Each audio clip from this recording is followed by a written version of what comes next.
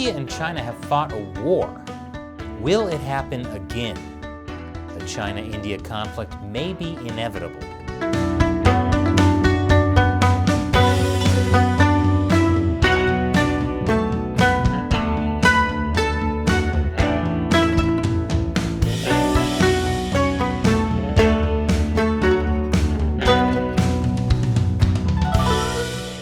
Welcome to China Uncensored. I'm Chris Chappell.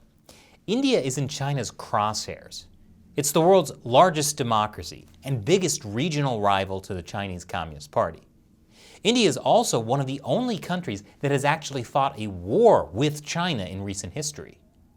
Recently, China has aggressively encroached on the Indian border.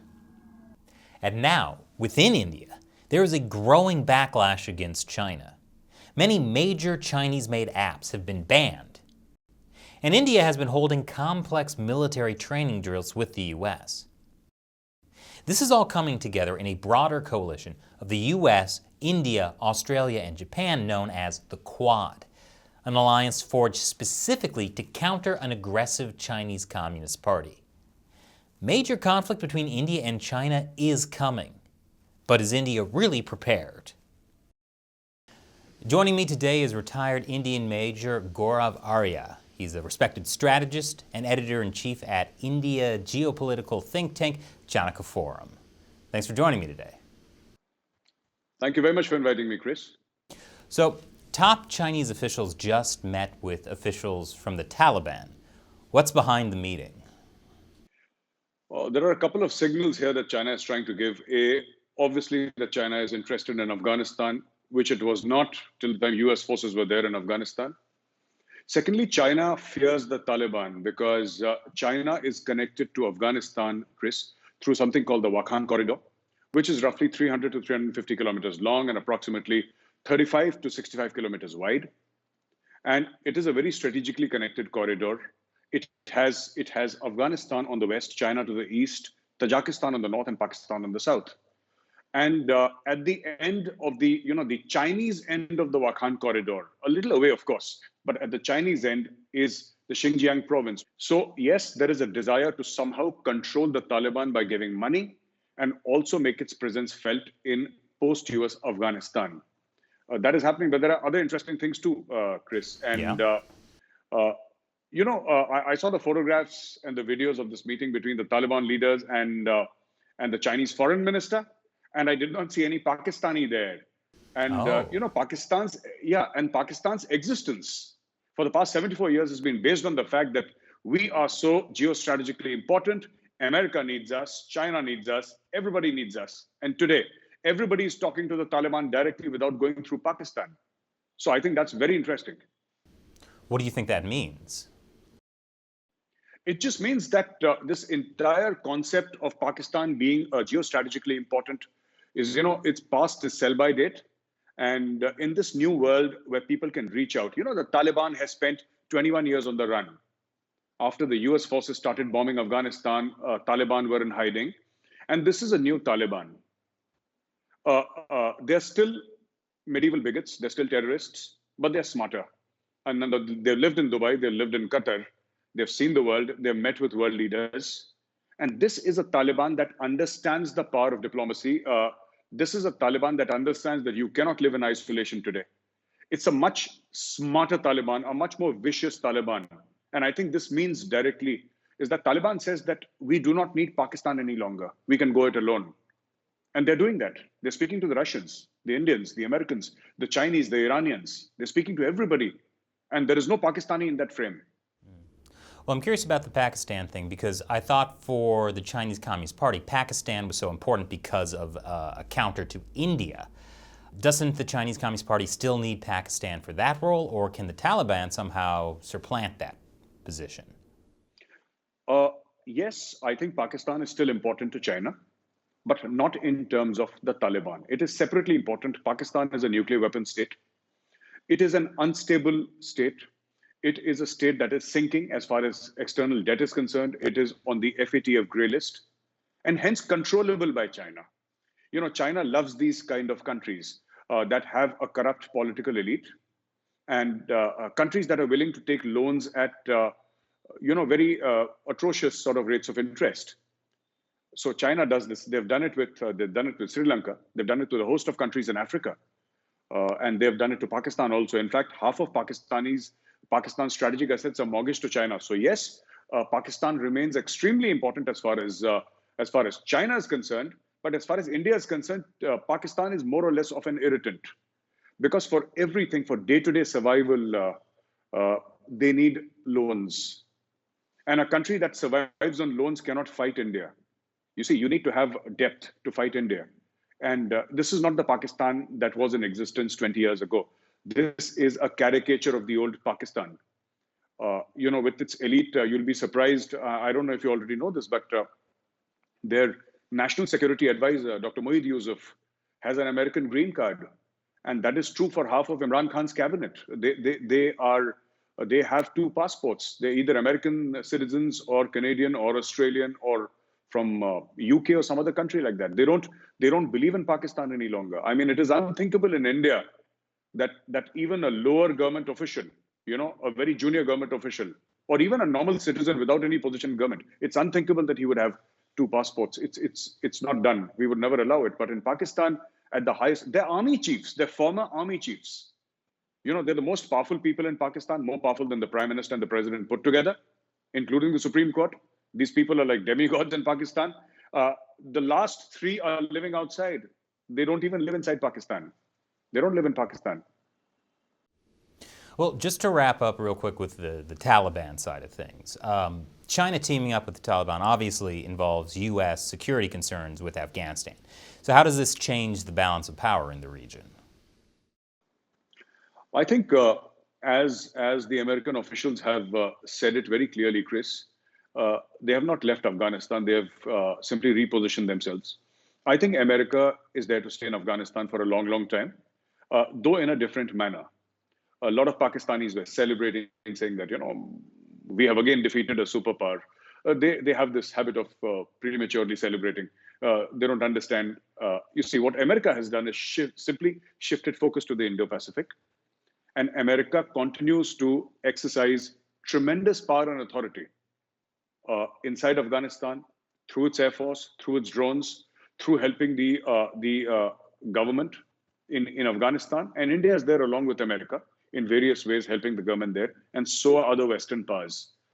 China has signed a $400 million MOU with Iran regarding infrastructure in Iran. And they have said that $400 billion we will sort of invest in Iran, and we will take Iranian oil and we will put up capital assets there, roads, dams, etc. inside Iran. But you see, Chris, the problem is that Iran is a sanctioned state today, and there are going to be problems in dealing with Iran. With China trying to spread its tentacles all over this region, Central Asia, South Asia, it's mostly got in its kitty, with Sri Lanka, with Nepal, and with Pakistan in the bag. Now it's turning its sights to Central Asia. And I think the balance of power, it's going to be a very interesting next 2 or 3 years in Afghanistan, with both the US and the Chinese people, or the Chinese government jostling for power in Afghanistan. And I think the US is going to win in the long run. Well, so it's US simply has too much of clout, you see, too much of clout, too much of money, too much of depth, but the Chinese don't have. Well, so it's interesting how you kind of frame it, that as China is beginning to focus more on the Middle East, the United States is focusing more on the Indo-Pacific. And to that line, U.S. Secretary of State Antony Blinken just traveled to India. So how does India factor into the Biden administration's Indo-Pacific China strategy? See, I'll tell you, India has been dilly-dallying for a long time, and so has Australia. But finally, today, the Quad is a reality, and you cannot deny that the Quad is a reality. What the Chinese keep on doing is they keep quiet in the oceans, but in the Himalayas, they keep on exerting pressure on India along the line of actual control. Because it is only the Indian army that is fighting the Chinese there. There are no Americans there. There are no Japanese or Australians, obviously, because the geography is like that. But all of these people, the Quad, exist in the oceans. So I think China is going to be very wary, and I think it's high time. And I have and I have a difference of opinion with the way India has been doing things for a long time. We tend to be very circumspect about a lot of things, if I may put it that way. We tend to be very careful. We are not people who are extremely aggressive, and I think we need to be. If India has been saying that we should be part of the United Nations Security Council for a long time, and that table is meant for the tough guys. It's not for people who talk peace all the time. You need to invest in Afghanistan. You need to be able to invest in a position against China. And you need to be able to turn the screws on China, because China is not stopping anytime soon. And India is the great hope in Asia as far as China is concerned. This Chinese juggernaut, it's rolling on and on. And I don't know if you've seen this, that whenever Chinese diplomats speak, Chris, there is always an underlying hint of violence. When I say violence, I do not mean war. It's extremely aggressive to the point of being violent. They will shout, they will scream, they will try to intimidate. And that is how China tends to bully smaller countries. It tried the same with India last year, with not so much success, I'm happy to inform you. But at the same time, if China has to be stopped in the Indo-Pacific, everywhere else, India needs to contribute equally. India needs to be right alongside America. India needs to be right alongside all these countries. And, as they say, pick a side and then take your chances. Because China's not stopping. You can be the good boy in the class. China's not going to stop. So why is India so important in countering China? Because India is a rising economy. India has 1.3 billion people. India has a manufacturing setup that over a period of 10 more years can almost rival China. The government is doing a lot of stuff. We are nowhere near China right now. Let's be honest about it. But in the next 10 years or so, India will turn out to be a very stiff competition to China. And the Americans are helping, the Japanese are helping, the Western powers are helping. The Quad. But I'm saying, Chris, what I'm trying to say here is that we need to be more invested in the military side of things. Economy, yes, of course. But the military side of things, we need to put our troops. There is this thing in the Indian Armed Forces, and we take great pride when we say that we are a non-expeditionary army. We don't interfere in other people's affairs. I think this is a dated concept. You see, with an interconnected world, we need to put troops on the ground in different parts of the world if we want to be counted. Not just through the United Nations ourselves. We have the money, we have the heft, we have the muscle power, we have the technology, and I think we should do it. We should do it. We need to take chances. We need to be more aggressive, because as I said before, China is not stopping anytime soon, Matt. China is not going to stop unless China is stopped. So to you, what would a more active Indian military position look like? Bases outside, foreign bases, number one. Number two, a presence in Afghanistan, even if it is in terms of very overt military advisors, and other places setting up bases in the Andamans, and even active maneuvers, very active maneuvers and exercise just outside Taiwan, just sort of south of Taiwan. Why not? Well, I was going to ask, what do you think India would do in the event of a Chinese invasion of Taiwan? Honestly speaking, I think India would, right now, we would make the right noises, all right? We would go to the United Nations. We would say this is bad. We would condemn it. We would speak very vociferously against it.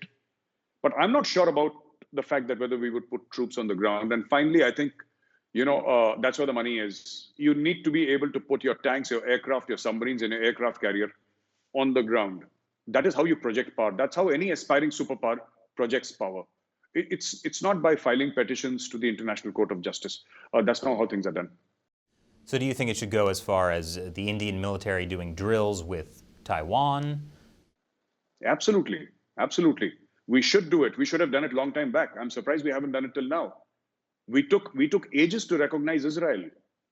And Israel is the country that helped us when we needed help most. And there was a time when the United States of America had put sanctions on us. And we did not have access to weaponry to fight the war against Pakistan. It was Israel who helped. And how do we repay Israel? We repay Israel by not recognizing Israel. So you see, why? I fail to understand the logic behind all this. Now we've become more aggressive ever since the new government has come in. Of course, we're playing on the front foot, to use a cricket term.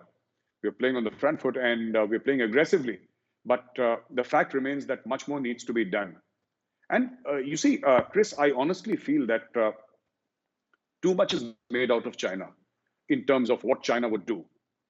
I think it's more of a paper curtain, if I may put it that way.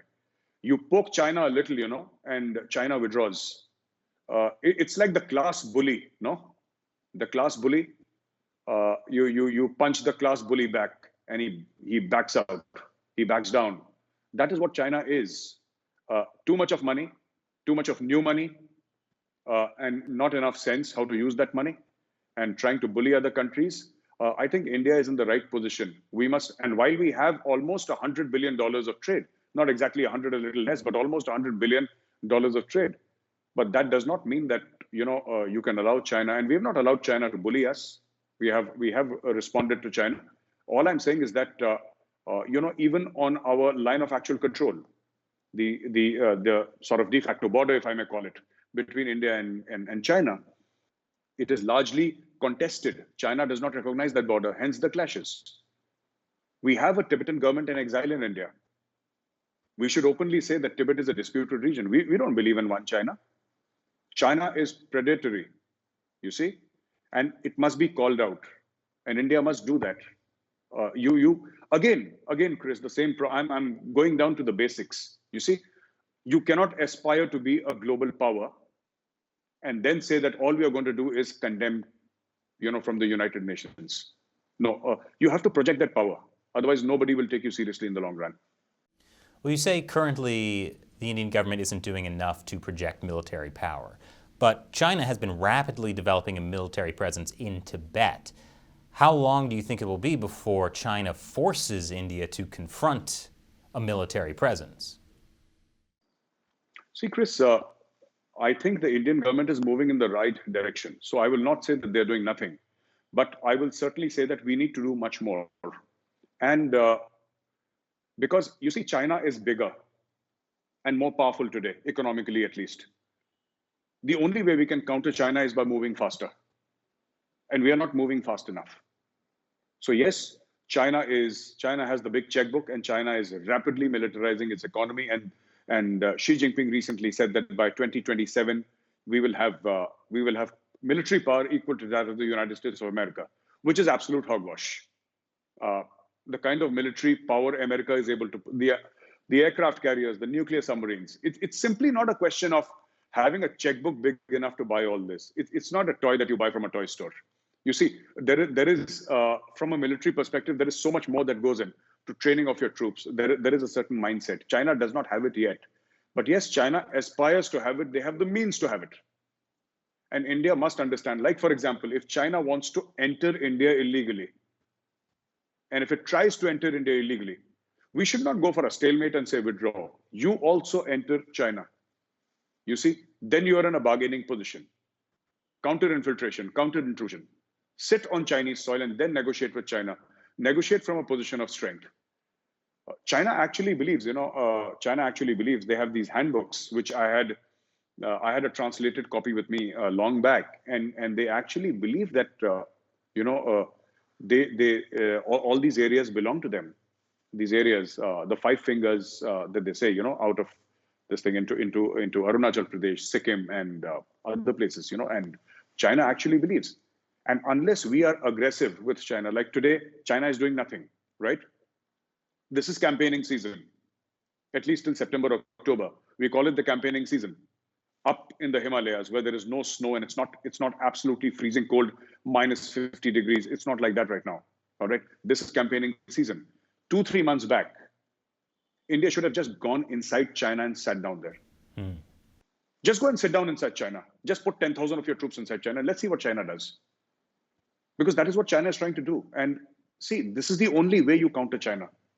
By hammering them when they are not expecting to be hammered. Because if you're saying, okay, let's have a conference, let's have a meeting, you can keep on having meetings, but China is rapidly militarizing its local population, its border population. It's buying tanks, it's buying aircraft. Why? because it genuinely believes that this part of India belongs to China. And they already have thousands of square kilometers of Indian territory in Aksai Chin, long back in the 1962 war. So this is not something, if China occupies Indian territory, now they will not, because this is a new Indian military and this is a new Indian government. But Chris, the fact of the matter is that this is what China wants to do. They will not be able to do it. But for how long?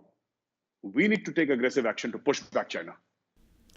Well, thank you so much for joining me. This was fascinating. Thank you very much for inviting me, Chris. Thank you. And thank you for watching. Be sure to check out the Chanakya Forum. I've provided a link below. And if you're interested, we also have a version of China Uncensored in Hindi. Link is below as well. Once again, I'm Chris Chappell. See you next time.